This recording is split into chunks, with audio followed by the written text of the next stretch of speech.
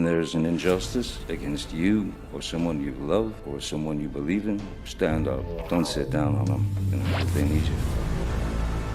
Welcome to Popcorn Planet's Pop Culture Justice. I'm Andy Signore, and boy, do we have a good show with you. I'm getting right to it because we got two amazing guests right out the bat to talk about this really big drama that's coming out from the Royals, from Omid Scobie. I call him the lick spittle now because I can't unsee it that way now that Piers Morgan has labeled him that. But so honored to have two barristers here today. Oh my goodness. We have Daniel the Black Belt Barrister back. How you doing, sir?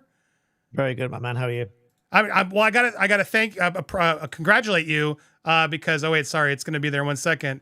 I have to congratulate you because you've hit 100,000 subscribers over on Black Belt Secrets. Bravo! Thank you to everybody. Very grateful. That's very cool, dude. To have one, because you already got the one on Black Belt Barrister, you guys have supported. But if you haven't already supported him over on Black Belt Secrets, fun offshoot channel where he talks more about his opinions on things. Go support him there. Always a pleasure. And you introduced me to our next guest, which I'm so honored to have. What an honor to have him here. Alan from Art of Law. Welcome to the show, Alan. How you doing? Really well. And thank you ever so much for the invite. I'm really looking forward to this. I want to go to, though, this interview. I don't want to push it because I know we don't have forever with you guys. And this is a little bit longer. But I want to get your thoughts on it because Omid is the one who, says he didn't leak this, right? This is an accident. And you can all just say stop at any point. I'll stop as well so we can also offer comment. But he is now being pressured after he made a statement previously saying no version he produced ever had names. This morning he went on iTV, and I got to say this was a pretty impressive interview where they did push back on him. I want to watch with you guys because I want to see if this makes you look at him, more weaselly. Do you think he's being genuine? Let's start watching this. I'm going to stop and start so we can offer our commentary. But here he is entering the room. We're 2 days into the book being out now, 2 or 3 days. The reaction has been, well, kind of fierce, hasn't it? The public are unhappy. Yeah. The press have been hard. And some of the reviews haven't been great. I'm just wondering how your week's been so far. Thank you for asking. I knew this book would be controversial. It obviously goes into areas that I think that often royal correspondents shy away from, whether it's conversations around race or, of course, the relationship between the press and the palace, but really going into the details of that. And I never expected it to sort of be presented fairly on the pages of the same papers that their secrets are now being revealed for the first time. And, of course, none of that has made any of the coverage. I think what's been frustrating is seeing so much written about the book that just wasn't true. There were stories about things that I'd supposedly said about the... I'm just pausing here because I'm already noticing from my own media training, he has come with an agenda, guys. He has come with bullet points. He's not even really answering the question. He immediately victimized himself when thank you for asking. The way I even saw that first question was more just like, wow, the reaction's not very good. What's your response? And it was immediately to play victim. Oh, thank you. I know it's been so hard on me. And then he goes on to his points that are clearly what he wants to get across, his narrative of no one's really reading it. You're all liars. The media's a liar. Of course, it's very like fake news that he's trying to employ here. Out the gate, anybody else noticing any red flags, or are you in agreement? Exactly. That's why I was laughing along with you, because we were saying about media training, and as soon as I started saying that, I was saying somebody's been speaking to lawyers here. Yes. remember this bit. Never say this bit, and this is your response to that, because it's about mitigation now and damage control and all that's about. And a lot of what you're hearing is a misrepresentation of the book. Distance myself. So if this goes to court, I'm saying, well, a lot of the serious harm, if there was any, it was all caused by the misrepresentation rather than the true contents of my book. So yeah, that was very interesting to see. And he looks like he's in a boy band. He does. Definitely. I don't want to listen to it, though, but here we go. Princess of Wales, Kate, for example, that she only smiles or grins in front of the cameras or something. There's not a word in the book that reflects that whatsoever, and neither have I ever said it in an interview, but you sort of have to sit back and watch these things play out. And then you did refer to her as a Stepford wife, though, which is kind of offensive too, isn't it? Boom! I love it. You did refer to her as a Stepford wife, and now he's not prepared for that. Kudos to this interviewer, because that's shot fired number one. It said Stepford wife like.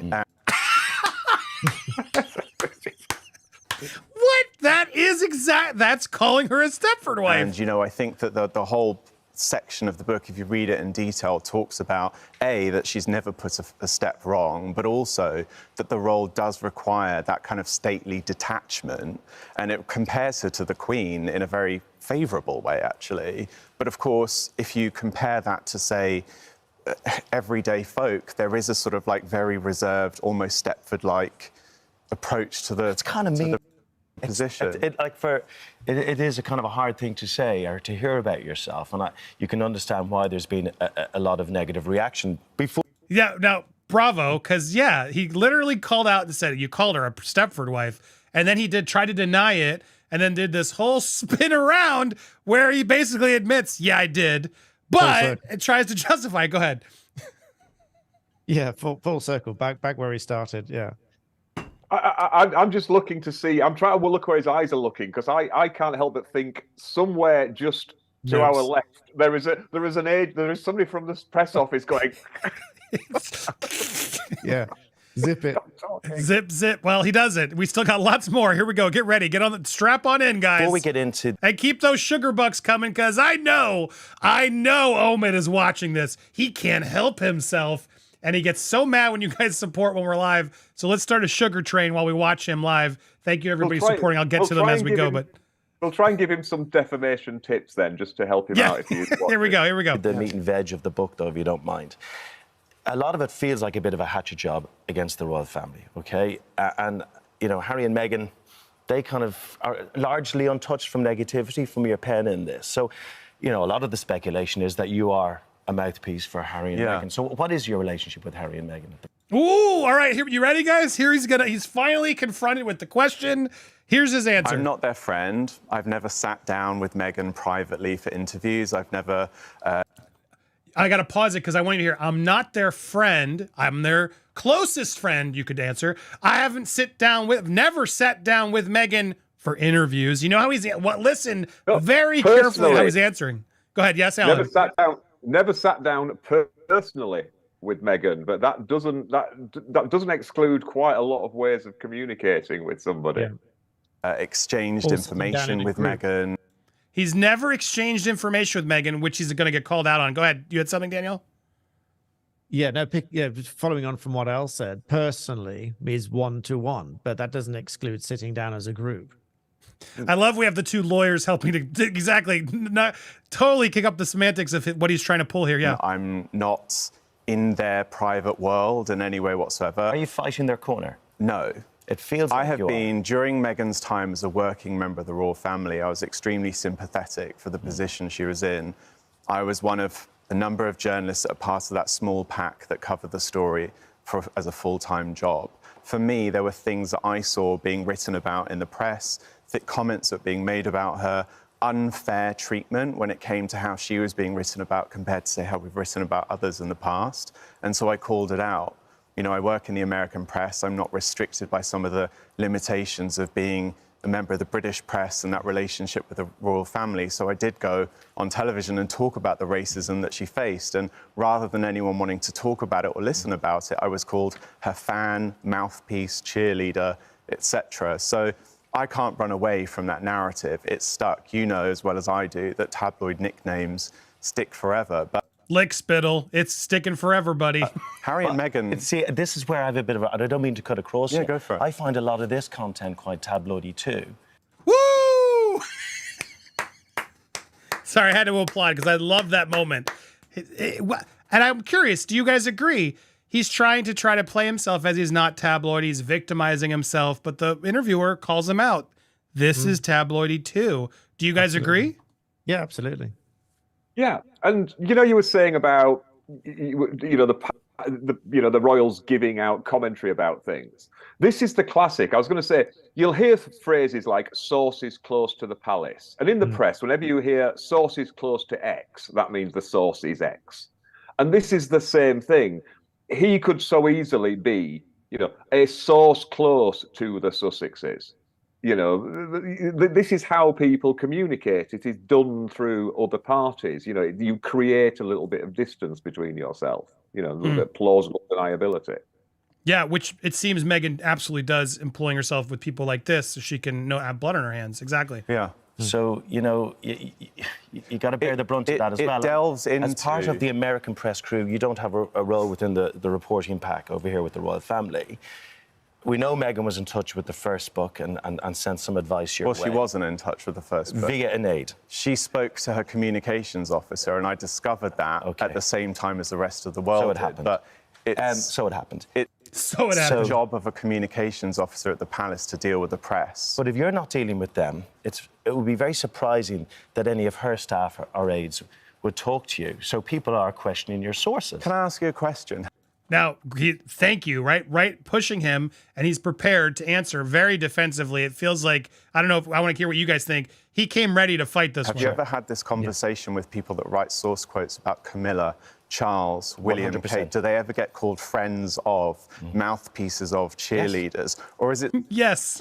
simply because people don't like the narratives that I purport in my reporting, because it makes people feel uncomfortable? And rather than us engage in healthy conversation and discourse about it, it's easier to sling a nickname at me or accuse me of something that is, quite frankly, not true, but also unfair. I'm open to criticism and healthy conversation, but I also don't appreciate and have never appreciated the nonsense that is written about me and my work. Omid, do you She changed the subject, but before we change that subject, I want to get your thoughts. He really didn't answer it, and he's very defensive, and he's very Weasley to me. Do you guys get that same feeling of he's not being genuine? The feeling I get is hypocritical here, because he's complaining about things being written that are unfair whilst talking about having written something which is unfair, which you can't have it both ways. You can't write something which is inherently unfair because it's, as I've said many times, it's wholly unparticularized and it is baseless because there is nothing that proves it and supports it. There's no detail upon which to base any real assessment as to whether it's true or not. You and I, Andy, and Alan, we cannot determine from what he's written whether any of this is true, because there's not enough detail there anyway. So it is just something that leaves you with this, to use his words, unfair writings. But now he's complaining about unfair writings that he views them of, describing him and the way he's written it. Well, you can't have it both ways. If someone describes me as acting like a lawyer because I talk too much or I go into too much detail, well, guess what? That's what we do. It's just inherent in what we do. We will take 3 times longer to say it because we will cover off every angle that we want to say. It just comes with the territory. So if he's writing something which is, however you chalk this up, it's a bit tabloidy, okay? I mean, the tabloids are there for what they do, and, they do very well in what they do. That's it, isn't it? People criticize lawyers, but lawyers do well doing what they do. It's each to their own. But what he's writing is inherently tabloidy. He can't then complain that people are writing about him in the same way and saying, we think this of you because of what you've written. You can't have it both ways. Did you want to add anything, Alan, or are you good? Well, it's interesting because just watching, in terms of how he would handle hold up to cross-examination, a couple of points. I mean, you've probably noticed now that he's gone off the prepared script when he came in and it started. You notice that the pitch of his voice has gone up, his voice is cracking, he's under stress, he's emotional. Now, one cross-examination question I would put, which I don't know if it's fair or not, is he's come out with a sort of a two-cock defense, as we say, whataboutery, as we would say just generally. But what I would put is he said, do these people get accused of being... Now, he's been accused of basically being too tabloidy, but now he's come back and said, do these people get accused of being mouthpieces, spokespeople for two engaged? The question, well, just hold on a second. Nobody's actually accused you of that. So why are you raising that issue? And then it's the old, is this the thing that every accusation is in fact a confession? That's the sort of point you can put. And the argument would be that he's raising this because now he's under stress. He's trying to divert onto a different party. And this is, I'm only speculating here. I mean, I actually do feel sorry for the guy. because it's awful. You know, okay, he's a journalist and he writes things and he exposes things. I so don't. He No, knows I know, exactly what he's doing. Andy, I'll get you some rage clicks by saying, actually, I really like Harry and Meghan. I don't know anything about their most recent shenanigans, but Harry, you did his training down in Cornwall, and he was an all right guy. Because, you know, when he was there, did his helicopter stuff.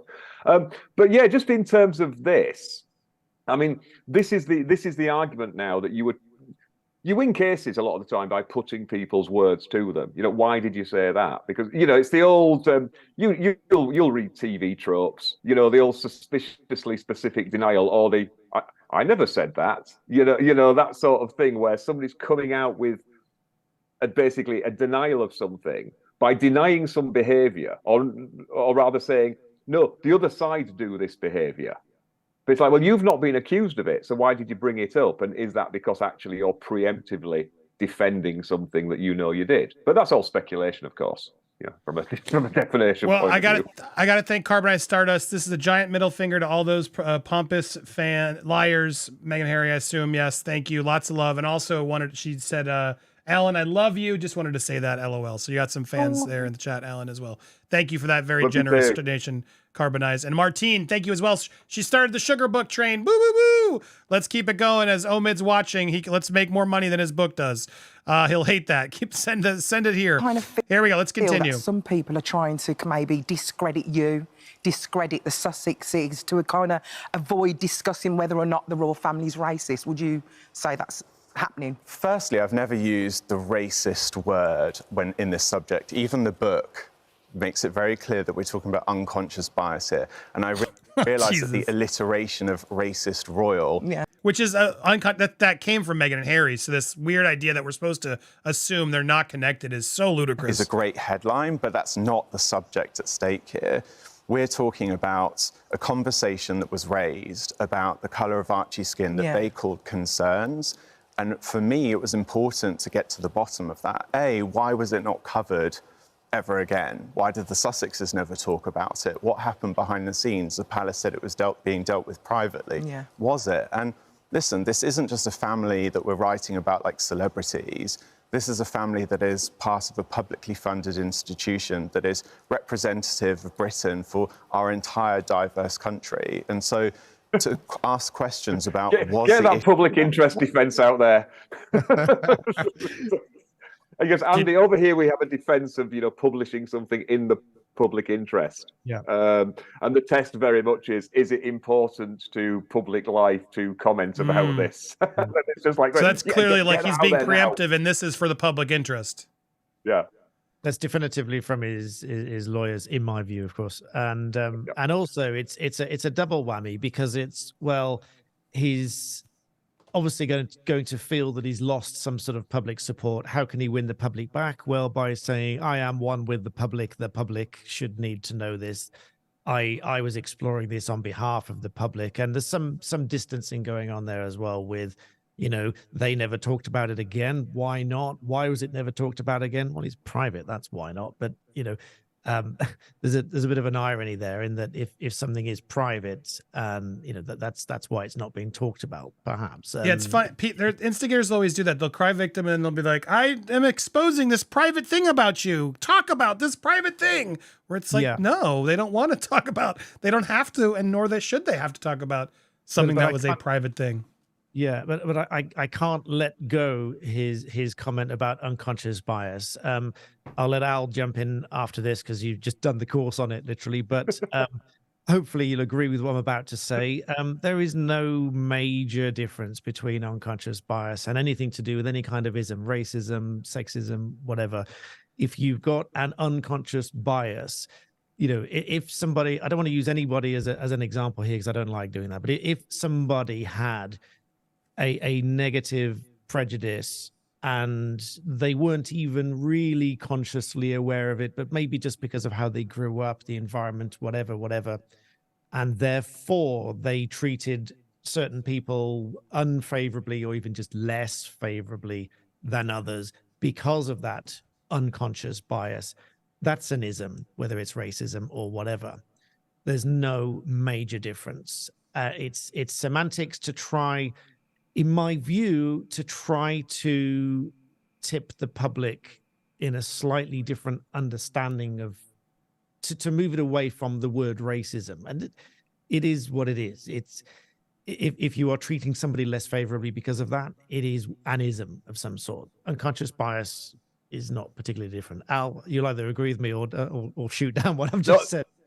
Totally agree with you, but it's very clever what he's doing here, because, and I hope you don't mind me getting a bit boring and technical lawyery for a second. Going into the... Yeah, okay. In defamation, we talk about bane and antidote, and we also talk about the fact that you cannot cherry pick from one complete work or series of works. It has to be read as a whole. The bane and antidote idea is that something that seems defamatory at first, say a headline, if the actual article takes the sting out of the headline, Gary Oldman is a terrorist in the rather fantastic film Air Force One. That's the thing. You have to read it as a whole.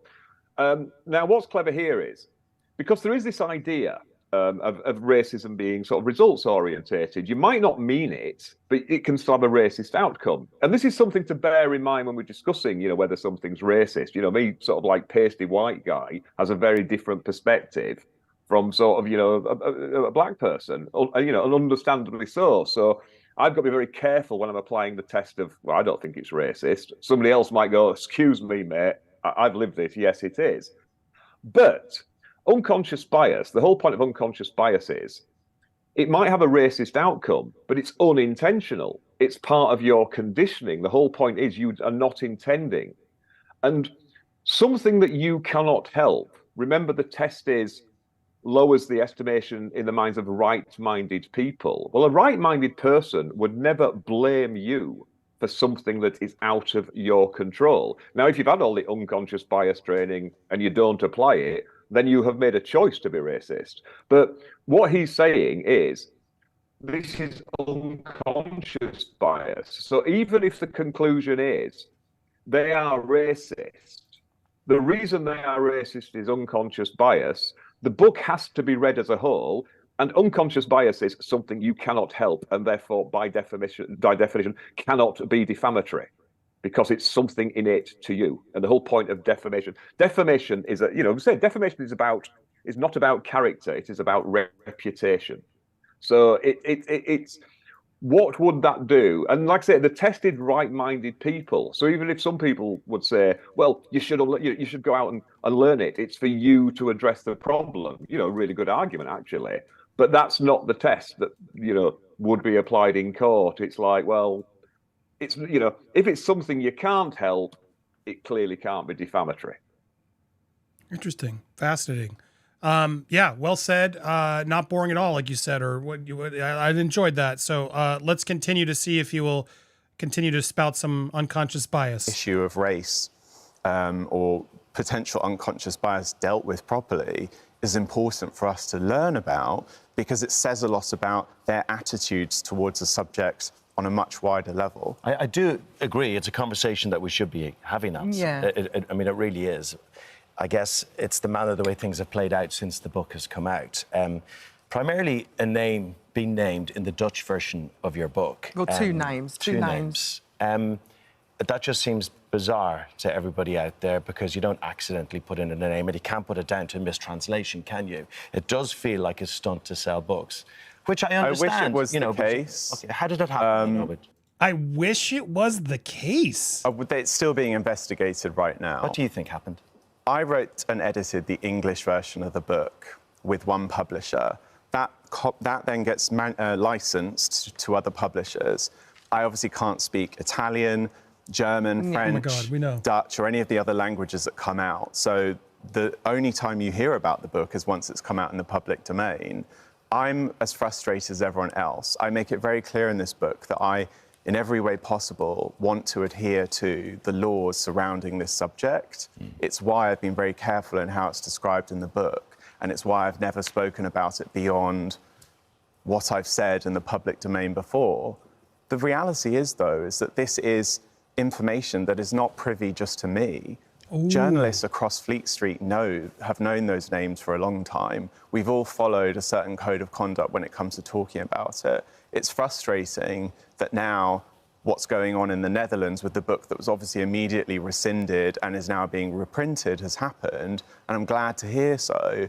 But for me, I can only talk about the English version of the book that I wrote and produced. But are you upset by it, though? Are you upset by it that those names came out when it had nothing, you didn't want that to happen? I had never submitted a book. He just ignored her and is going to answer the question. He tried to answer it 3 times because he wants to say this point, which is the fact that... Came out when it had nothing, you didn't want that to happen. I had never submitted a book that had their names in it, so...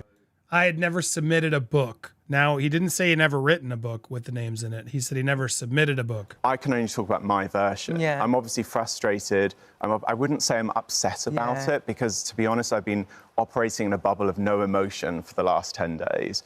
Huh? He's not upset about it. But I am frustrated about it, just like I am many of the other things that I've seen written or said about the book. But you're a journalist. I am a journalist. And you know the effect a book like this has, so surely you can't be surprised by the reaction. I knew that it would be heated and controversial, absolutely. But I think that, I don't know how closely you follow it, but a lot of this has been simply about me. It's been... So now he's going to turn into a victim. Before we get into this next spin, how is you? I'll go to you, Alan. What do you think his reaction to that?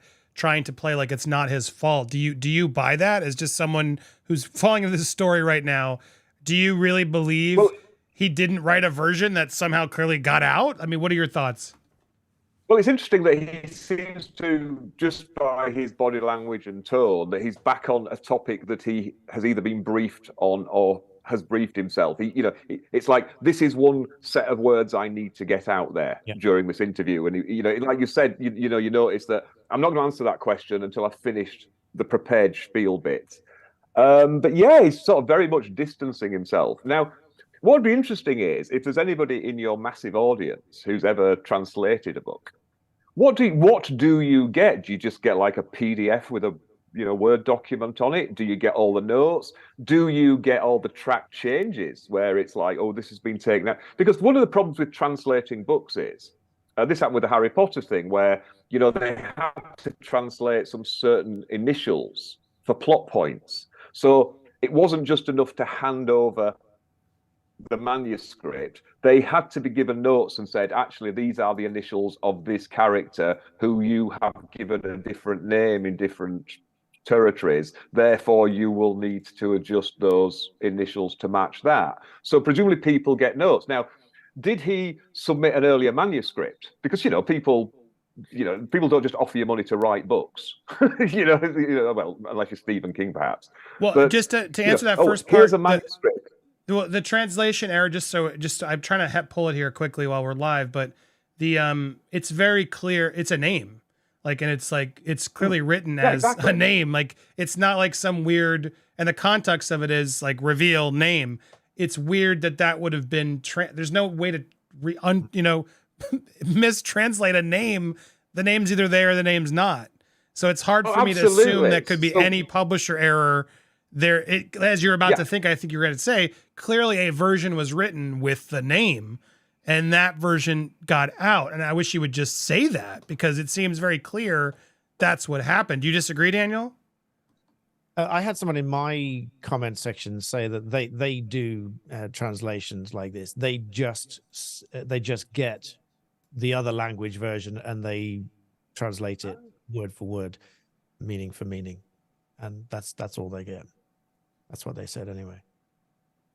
I tried to get Rick on the show. Rick is a Dutch viewer who started finding this, but he's translated as much. But this was a second passage, even after Meghan and Charles by letter discussed about probable unconscious bias within the family, after it was revealed that the King and Princess of Wales took part in such conversations about Archie. Kate has avoided discussing this subject with her sister-in-law. It's not as much as the first one. The first one does label King Charles, and I'll get to that one next. But yeah, it's hard to, here it is. It's hard to not, here it is. So you can compare it from the Dutch version, the names Charles, that's the book Endgame in Dutch. Here's what it is translated from during their conversation with Oprah, both Harry and this is all in the real one, declined to say who was present at the conversation. Representative for the couple only wanted to say that it was not Queen or Prince Philip. I think that'll be very damaging to them, Meghan said. But in those private letters, an identity was revealed and confirmed. Charles, the king, sources say, wanted to respond to make clear to Meghan that there was no ill will or bias when he spoke about his future grandson. He wanted to clarify something he felt was very important, says a royal insider. So it's hard to assume that was just a translation error. And clearly the manufacturer who did pull this book from the shelves has now called it an error, not a translation error. So clearly at some point, someone's going to talk, I would think. Well, yeah, because also you've got to look at like the sentence structure and the grammar. I mean, can you look at this and go, this is a paragraph where they've just excised the names? And like I was thinking, I did not submit a book doesn't rule out I did not submit a manuscript with all my notes and track changes. Right. But how is it something where you could just excise those names and it still reads exactly the same, or is this a completely different set of paragraphs? I think that would be very interesting. It's good, you've got your friend doing the translations, which gives us a clue there.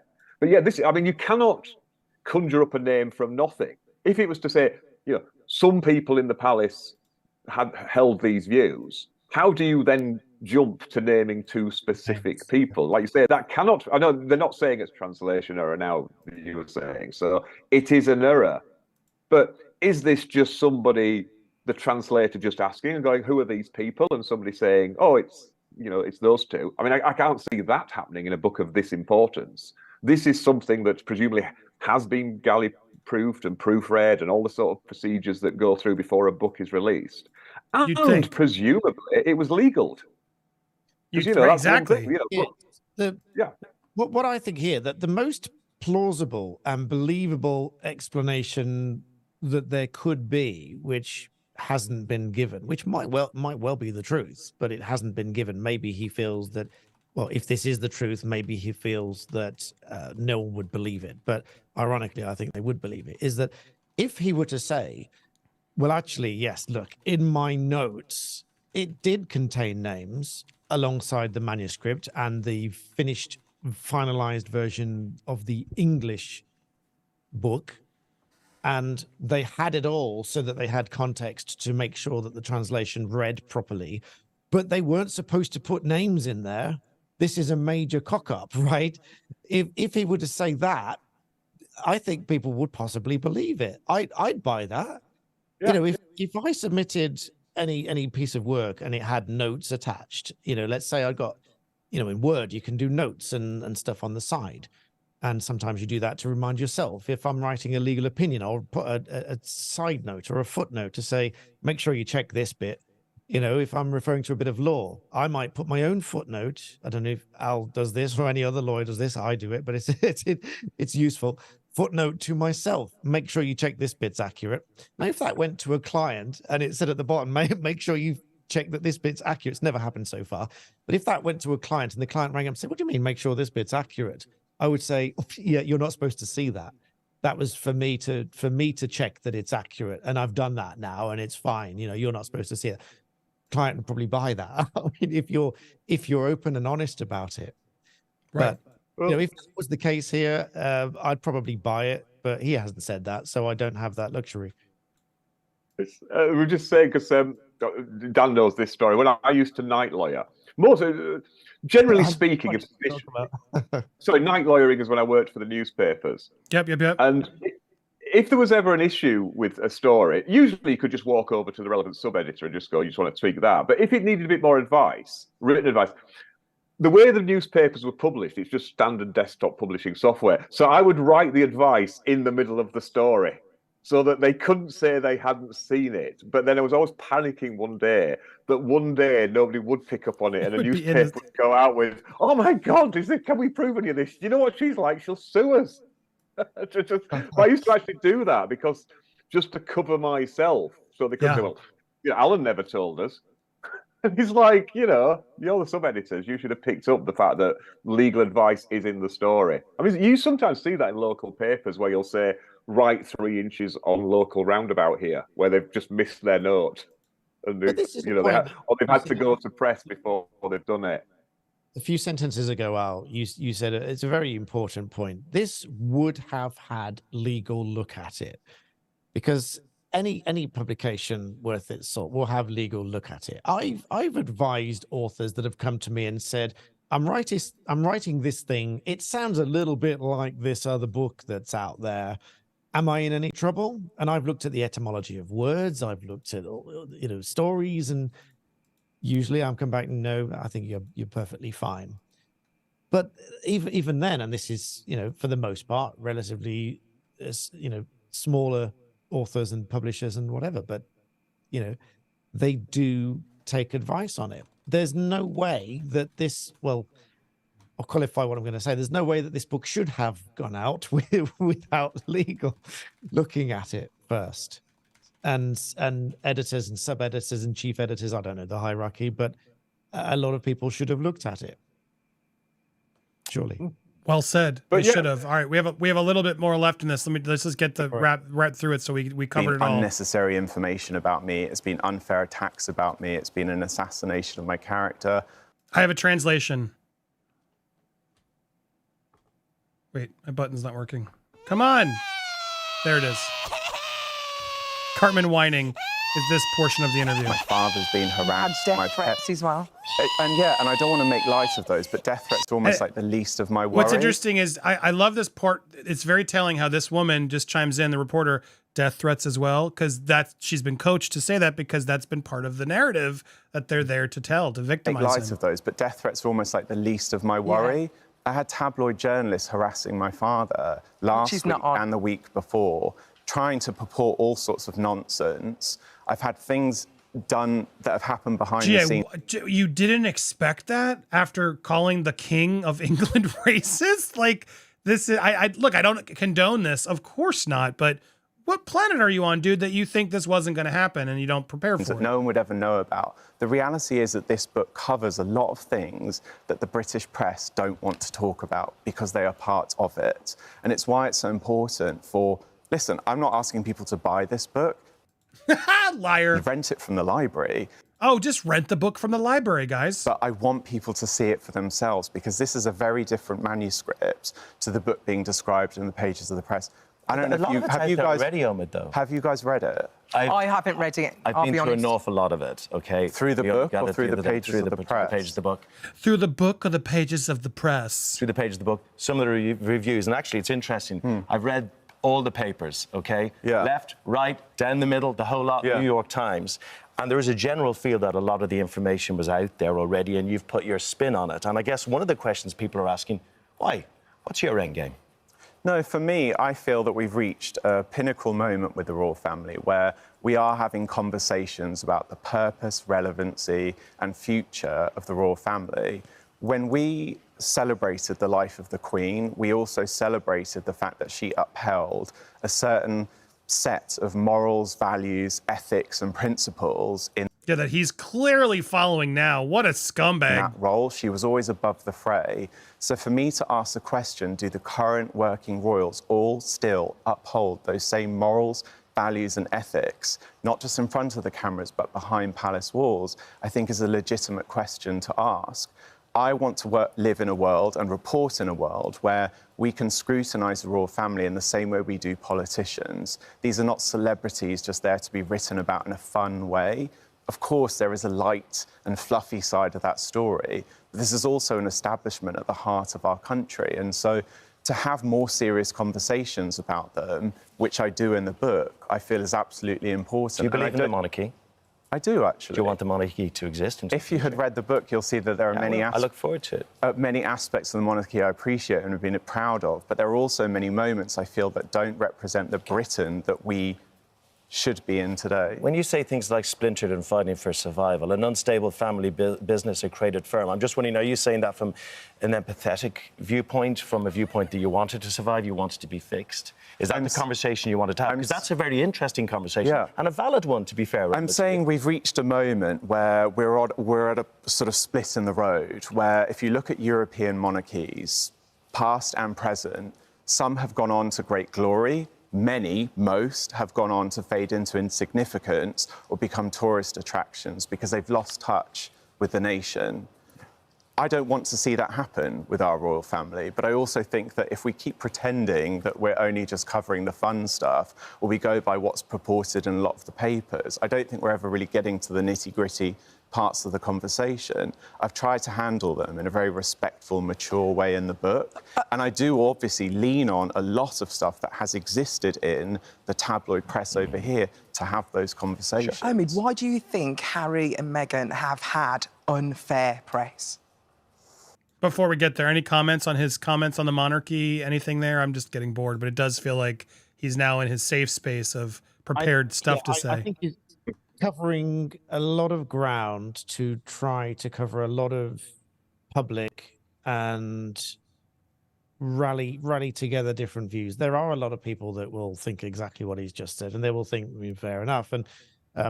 And there are degrees of what he says that's true. It is true that anyone in a public office or public position should be scrutinized in certain ways and so on. But there's also a fine line when that does become private. I mean, what he says just now sort of implies that they don't have the right to privacy, and what goes on behind closed doors should be the business of the public. I don't agree with that. I mean, to think that every one of them should always be, beholden to these public standards in private, I think is too far. I think everyone deserves that level of privacy, and it shouldn't be written about in books and spoken about in interviews and tabloids. That's what I think. Al?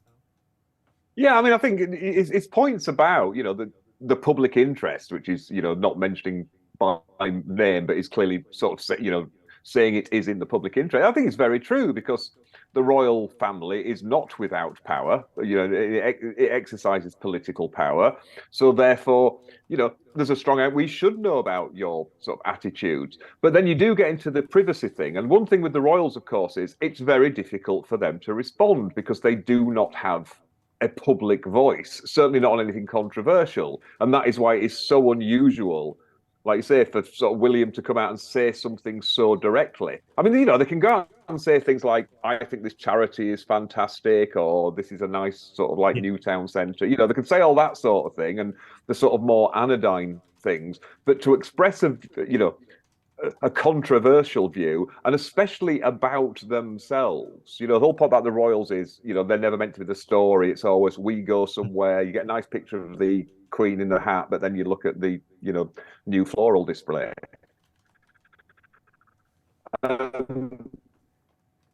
They don't have a voice to sort of speak back, other than, the sources close to. And this is the thing, you do get, I mean, Diana was going to understand why the princes have their, distaste for the media, because of how she was treated. But fundamentally, she was very good at the media. And I think this is the point he's making, that, the royal family are not sort of like, this sort of, this system in the corner, all antiquated, and, oh, it's not fair to sort of, pry too deeply. We don't have that deference culture now. So I think he is setting up the public interest defence. But like Dan says, the mere fact that somebody is a public figure does not mean every aspect of their life is deemed to be public. And this does seem to be, there is that argument about this is something that needs to be kept in the family, because realistically, what is the wider impact? And one argument is the attitudes of the king is clearly something of public relevance. But the other thing is, no, this is an internal family squabble, possibly, for people under lots of stress, and it's difficult at the best of times living your life in the public eye. And you can, that's why the establishment royal family was so annoyed with Harry and Meghan going so public. It wasn't even the contents. It wasn't even the sort of material itself. It's the mere fact that they put themselves on display. And, they were open. Yeah, I mean, there is this idea of rebranding the royals to be more approachable and more down to earth. I mean, Charles apparently was always, one of his big complaints about his role was he wasn't allowed to have a personal voice. And every time he did, I mean, I can still read, Dan, you'll remember this. This is a story probably like 40 years ago, 30 years ago, where he mentioned about the National Gallery extension looking like a carbuncle. And that was major news here. that a royal had expressed an opinion, albeit on a piece of architecture. You know, that's the background they're in. So I think for Charles to have sort of gone, hang on, for all my life, I've been told I can't even talk about whether or not I like an extension on a building. And now all of a sudden, everything's in the public domain and up for grabs. I can see why he's having difficulties coping with that. And I think that's why perhaps sometimes they are a bit clumsy in the way they respond to things. But yeah, I mean, you know, for the sake of the family, because I do feel for anybody in the public eye, because it's just so horrible having to live your life like that. So, you know, this would be a lot nicer if they could just sit around in a drawing room, have a bit of an awkward conversation and clear the air. But it's all being fought out in the public arena now, isn't it? So, you know, that's unlikely to happen. Without any detail, I might add. And that's the biggest issue I have with it is, you know, as you said, Al, this at best was a family squabble, and that's where it should have stayed. And whatever the reasoning, whatever the background to that conversation, if that conversation took place, you know, I don't think for a moment that it was in the slightest bit nefarious. I think if it did take place, there's probably a very good reason for it to take place, or it was perfectly benign. But we'll never know, because we won't know the details, because they won't give us the details, and there aren't any to read anyway. So it's just painting them in a bad light for no reason other than, if I'm being uncharitable, to sell books and papers. But that's what it is. Here's the last minute, just so I can say we did it all. Here it is. It's not about Harry and Meghan having unfair press. I think, for me, the interest... And listen, firstly, I want to say Harry and Meghan don't appear in this book until page 146. I say very early on, they are irrelevant to the future of the royal family. I'm only here to talk about the past experiences and stories and how they relate to the issues that we're talking about with the royal family today. So I have very little interest in what they're doing in California, etc. But I do think when Meghan was a working member of the royal family, she was massively misrepresented in a lot of the coverage. I think a lot of it was steeped in xenophobia, misogyny and prejudice. And I've always said that very loudly from the start. And it's the thing that has made me a target for many people in terms of someone who is just seen as like some mouthy fan of her, rather than perhaps, OK, I'm a mixed-race member of the press pack and I've got something different to say about it. Do you know, that's such an interesting conversation.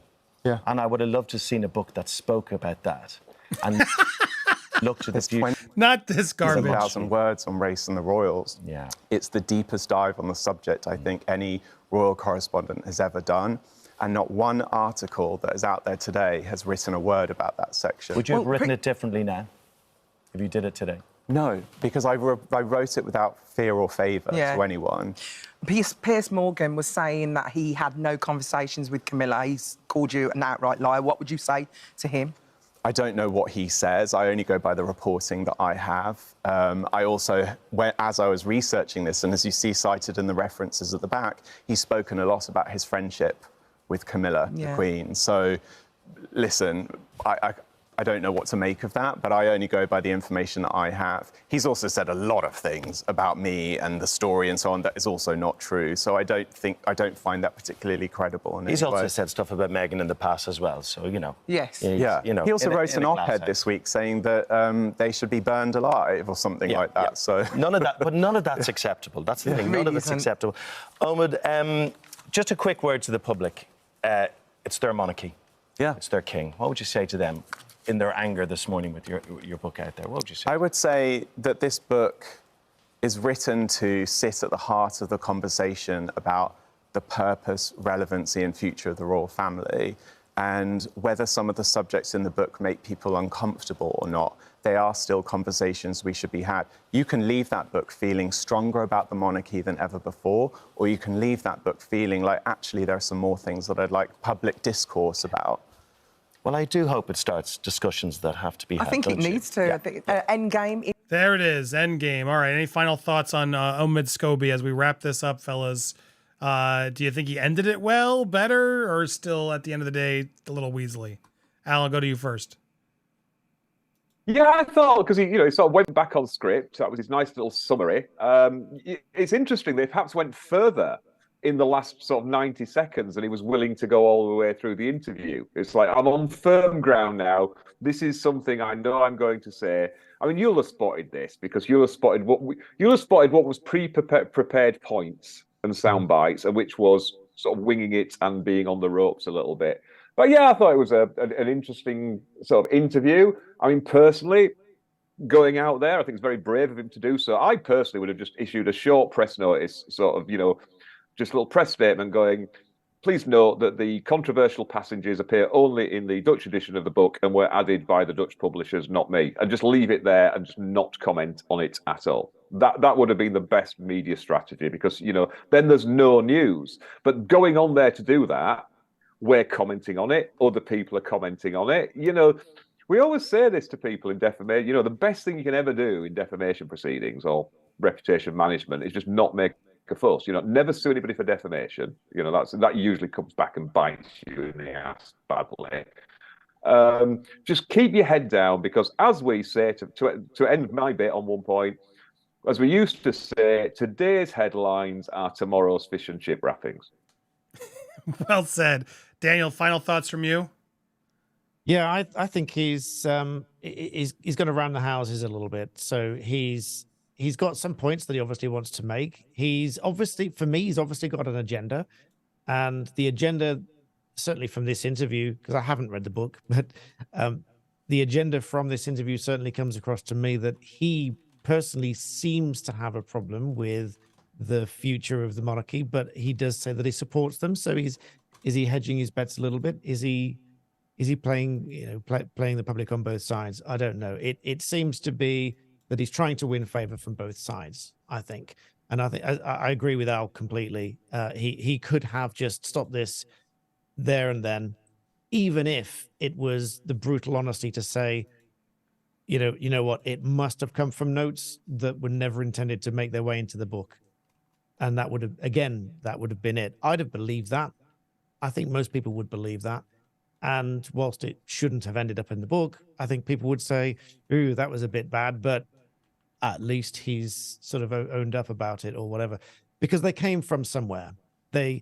Unless they were entirely made up and everyone along the chain, all of the editors and everybody else that had any input in that version of the book, unless they were all in on it or missed it or whatever, they came from somewhere.